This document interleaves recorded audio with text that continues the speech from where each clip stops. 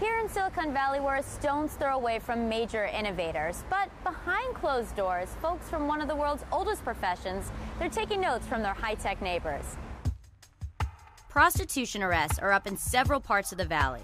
In San Jose, a 35% increase from 2010 to 2011. According to the females we've had contact with, and males, because it's both males and females, they indicate that they can make more money in San Jose and they can charge more for their services based on what individuals in our area make. People in the area make a lot. Average wages over the last year of over $96,000. The majority of them are really sweet.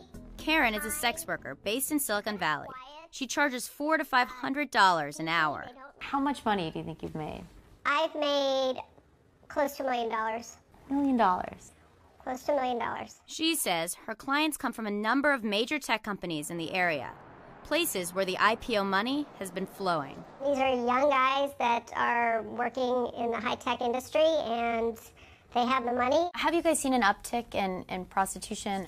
I think we continue to see an uptick because we see technology being utilized. I think here in the Bay Area, there has always been a tendency to be very accepting new technology as it arrives. One example, accepting credit cards for sex via smartphone. The way that it would typically work is I would bill before the session. Just one of the tricks of the trade for prostitutes in Silicon Valley. The Square credit card readers aimed at helping small businesses accept payments. Well, I file it under a different business name, and it's just a consult. As far as Square knows, it's a consulting business. She's an early adapter, taking advantage of the technology built in her own backyard. And she's part of a growing group of high-tech sex workers who call themselves Silicon Valley's other entrepreneurs. Our listeners are kind of nerdy. Susie Q is one of them. I have a Tumblr, Instagram, Facebook, Twitter. I have 2 websites, and I have Google Voice. God, what else? That's a good amount.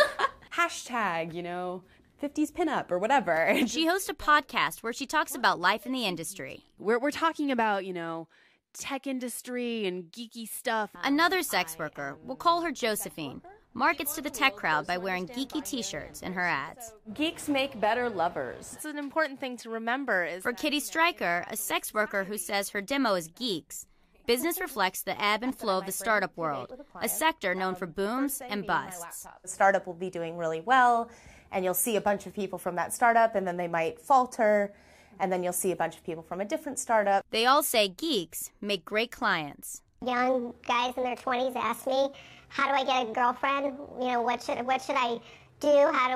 One guy asked me if he should get a puppy as he pulled up in a Ferrari. For their safety, we've changed names and taken measures to conceal the identities of the sex workers we spoke with in this story.